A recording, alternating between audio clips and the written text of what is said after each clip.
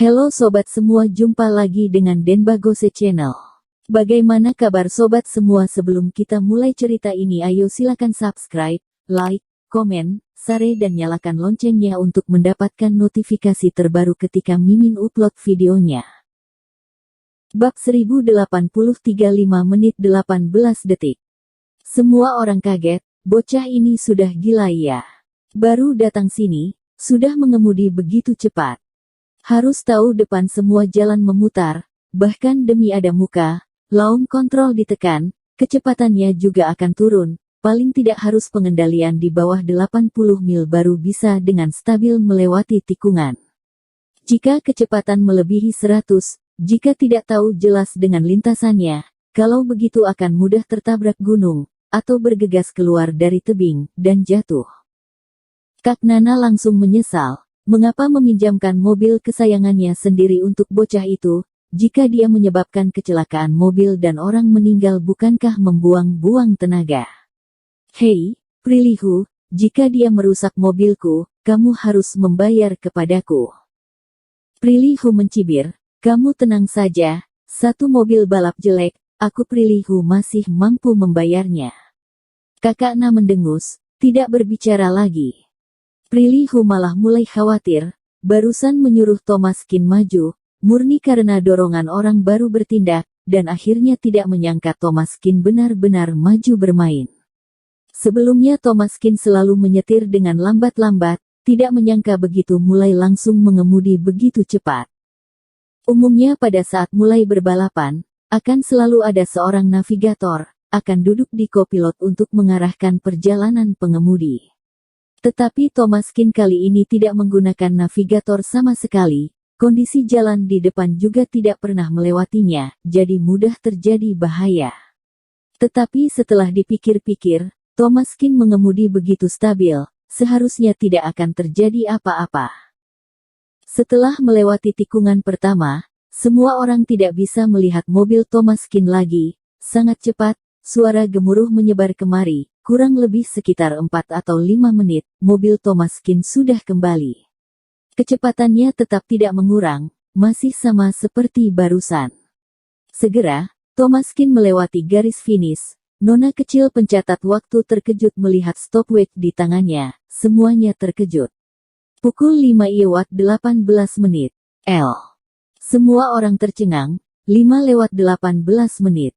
Itu tidak mungkin. Bagaimana bisa begitu cepat? Kak Nana juga tertegun, 13 menit adalah batasnya, dia dapat mengemudi selama 13 menit, terutama karena dia sangat paham dengan kondisi jalan, kecepatannya pada dasarnya dapat dijaga di atas 120, saat di jalan lurus bahkan berani mengemudi hingga 104. Meskipun begitu, dia juga menggunakan 13 menit.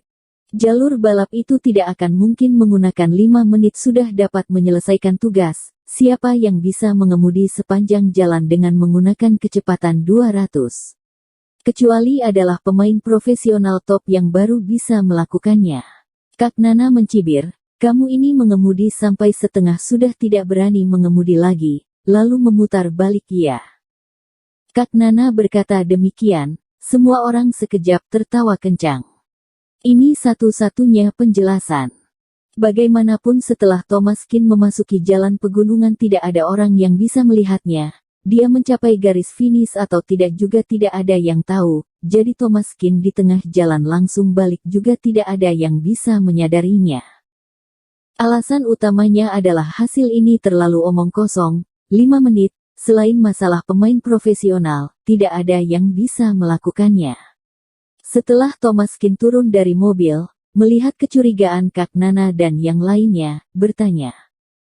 Kenapa, tempat puncak gunung yang menempatkan bendera merah kecil itu, bukan titik finish? Mendengar perkataan itu, semua orang saling memandang. Memang betul, puncak atas ada bendera merah kecil, itu merupakan tanda titik akhir, memutari bendera merah kecil dan putar balik, berarti titik finish telah tercapai. Jika Thomaskin tidak mencapai garis finish, bagaimana dia bisa mengetahui bendera merah kecil itu? Tak sangka Thomaskin bisa mengatakan keluar ciri-ciri garis finish, kalau begitu berarti dia sudah mencapai garis finish. Apalagi masih kembali dengan kecepatan yang begitu cepat, menjalankan seluruh perjalanan dalam 5 menit. Ini apa tidak terlalu menyeramkan? Wajah Kak Nana menjadi murung, keningnya mengerut, dia masih tidak bisa percaya, tidak menyangka Thomas Kin begitu kuat. Melihat Prilihu yang di sebelahnya, Kak Nana tiba-tiba mencibir. Prilihu, apakah kamu yang memberitahunya? Kamu memberitahunya ada bendera-bendera merah kecil di puncak, kemudian menyuruh dia kembali berkata begitu kepada kami, benar kan? Prilihu memberi pandangan sinis, apa aku begitu rendah? Aku tidak pernah memberitahunya masalah ini. Sebenarnya Prilihu juga sangat bingung, tak sangka Thomas Kin bisa mengemudi begitu cepat, bolak-balik 5 menit 18 detik, kecepatannya juga terlalu menyeramkan. Apalagi dia pertama kali menjalankan rute seperti ini, dalam kondisi tanpa pilot, sama sekali tidak mengenal kondisi jalan, dan masih bisa melaju dengan kecepatan ekstrim begitu, seharusnya tidak mencapai garis finish. Tapi dia malah mengatakan karakteristik garis finish dengan begitu jelas, Prilihu sama sekali tidak pernah memberitahunya masalah tentang itu, dia tidak mungkin bisa mengetahuinya.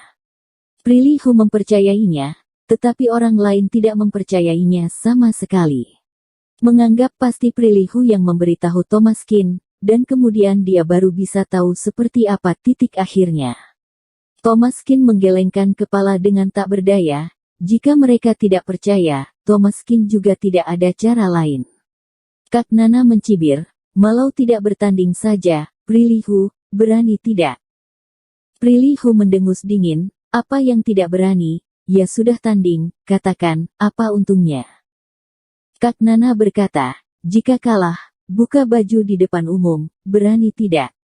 Wajah Prilihu sedikit berubah, tidak menyangka Kak Nana bermain begitu seram. Dia adalah seorang pengusaha besar, mampu untuk bertaruh pada apapun, bahkan jika dia tahu akan kalah, juga mampu untuk bermain. Tetapi jika kalah harus buka pakaian di depan umum.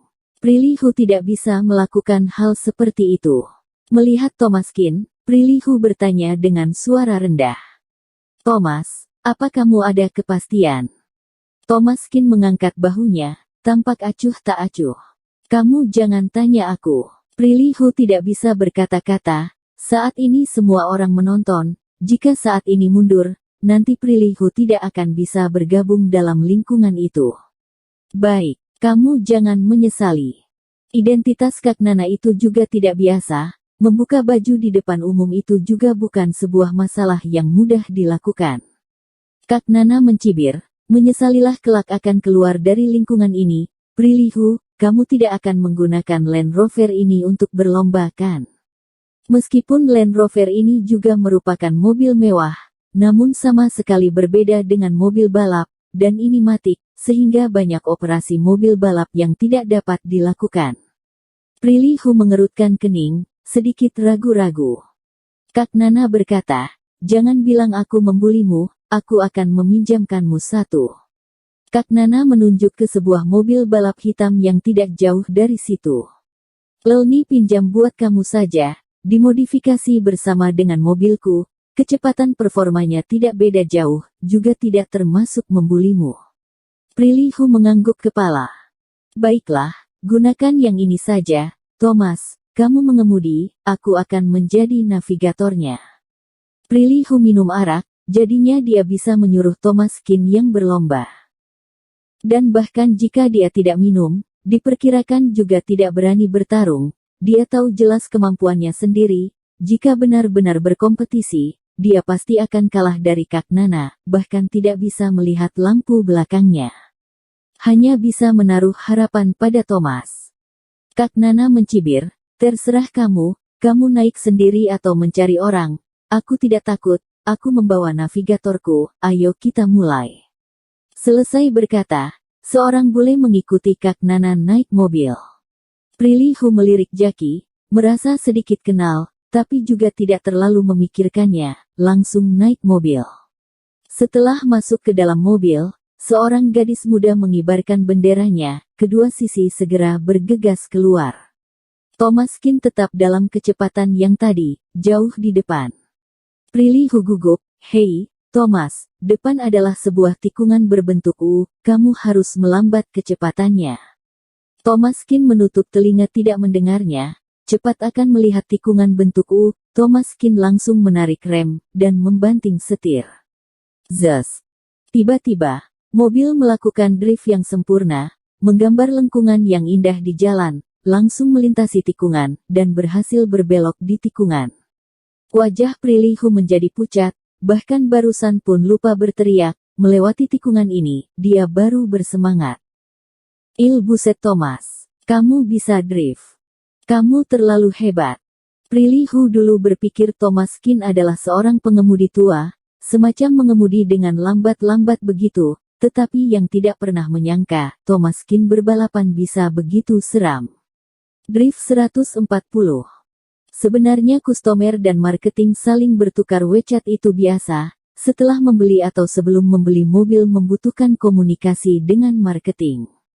Henaya saja, Bianca berteman dengan Thomas Kin di WeChat selain hubungan pekerjaan juga ada hubungan pribadi, sehingga dia merasa sedikit tidak enak. Segera, setelah membeli mobil, Thomas Kin langsung menyuruh orang toko otomotif mengantarkannya ke Prilly Jewelry. Lagi pula memang untuk Prilly Hu, dirinya tidak perlu khusus mengantarkannya. "Nanti bantu aku panggil taksi, aku akan pulang dengan taksi." Mendengar perkataan Thomas Kin, Bianca tiba-tiba berkata, "Tuan Kin, aku segera akan pulang kerja, bagaimana kalau aku mengantarmu?" Thomas Kin terkejut sesaat, jam segini sangat merepotkan bukan? Bianca segera berkata, tidak repot, sedikit pun tidak repot, Tuan Kin Anda tunggu aku sebentar, aku akan beberes-beres dan pulang. Thomas Kin menganggukkan kepala, dan duduk di sofa menunggunya. Bianca dengan gembira langsung menganti pakaian, sebenarnya mereka sebagai marketing mengantar kustomer pulang adalah hal yang biasa. Karena mendapatkan penjualan, tentu saja mereka mendapatkan bonus besar, sehingga servis seperti ini sudah biasa. Hanya saja tidak tahu mengapa, Bianca mengantar Thomas Kin pulang merasa sangat gugup. Segera, setelah menganti pakaian, Bianca keluar dari dalam. Yang terlihat adalah seorang wanita kecil yang polos dan lucu, mengenakan pakaian jumpsuit hitam putih, terlihat sangat polos dan cantik. "Tuan Kin, ayo jalan." Thomas Kin mengikuti Bianca ke pintu belakang toko otomotif. Mobil Bianca adalah mobil citicar murah. Bianca merasa tidak enak, "Tuan Kin maaf, mobilku bukan mobil bagus." "Oh." Thomas Kin tersenyum, "Tidak apa-apa, cukup lucu, cocok denganmu."